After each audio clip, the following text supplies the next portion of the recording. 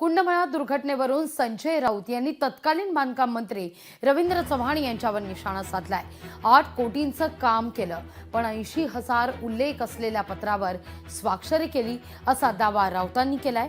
एकतर रवींद्र चव्हाण यांनी झोपेत सही केली किंवा जनतेला मूर्ख बनवलं अशा शब्दात संजय राऊत टीकास्त्र डागतायत।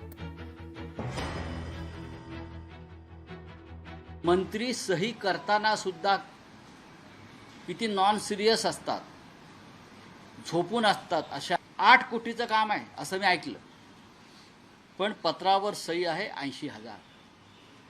हे पहा, म्हणजे आपण कोणत्या कागदावर सही करतो आहोत, म्हणजे किती गांभीर्य आहे अशा काम। 80,000च्या पत्रावर रवींद्र चव्हाण यांनी केलेली सही आहे, आपण पाहू शकता। एक मंत्री सही करतोय इंद्रायणी नदीच्या पुलावर बांधकाम करण्यासाठी, तो कुंडमळ्याचा रस्ता करण्यासाठी आणि तो पूल बांधण्यासाठी किमान 10 ते 15 कोटीची गरज असते।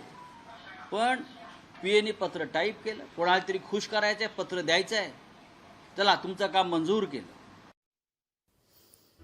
कुंडमळा दुर्घटनेवरून संजय राऊत यांनी रवींद्र चव्हाण यांच्यावर टीकास्त्र डागलेलं आहे। 8 कोटींचं काम केलं, पण त्या ठिकाणी मात्र 80,000 उल्लेख असलेल्या पत्रावर स्वाक्षरी करण्यात आली तत्कालीन बांधकाम मंत्र्यांकडून असा दावा खासदार संजय राऊत यांनी केला। एकतर रवींद्र चव्हाण यांनी झोपेत स्वाक्षरी केली किंवा जनतेला मूर्ख बनवलं अशी टीका संजय राऊत करतात।